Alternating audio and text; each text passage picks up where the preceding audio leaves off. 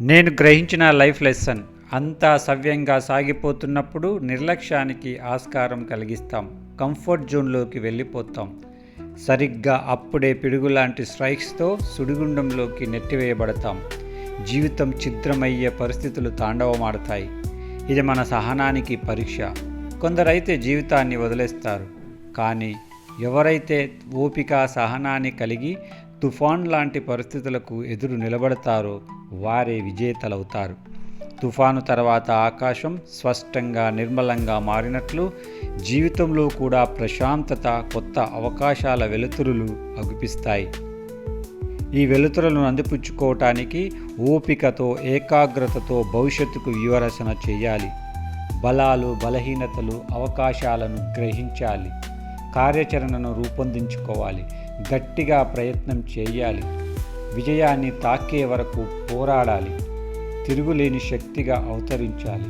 ఇది ప్రతి ఒక్కరికి సాధ్యమే.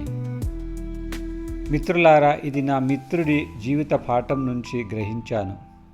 నా మిత్రుడికి అన్నీ సవ్యంగా ఆనందంగా గడిపోతున్న రోజులు. ఆదమరిచాడేమో, అధోపాతాళానికి నెట్టివేయబడ్డాడు. అన్ని రకాల సమస్యలు తుఫానులా వెంటాడాయి. ఆర్థిక, వ్యాపార, సంసార, జీవిత భాగస్వామి, ఇంట బయట ఒకటేంటి, అబ్బబ్బబ్బ అన్ని రకాల సమస్యలతో అతలాకుతలం అవసాగాడు. ఆత్మహత్యే శరణమయ్యే పరిస్థితులు దాపరించాయి. కొంతకాలం మద్యం త్రాగుతూ గడిపాడు. జీవితాన్ని మాత్రం వదులుకోలేదు. వాతావరణం శాంతించింది. మెల్లగా రోజులు గడిచే కొద్దీ ఒత్తిడి దూరం అవసాగింది. తాను మాత్రం ప్రశాంత చిత్తంతో గడిపాడు. సమాజంలో మార్పులు వచ్చాయి. అవకాశాలు ఆశలై చిగురించాయి. తనను తాను అంచనా వేసుకున్నాడు. ప్రయత్నాలు సాగించాడు.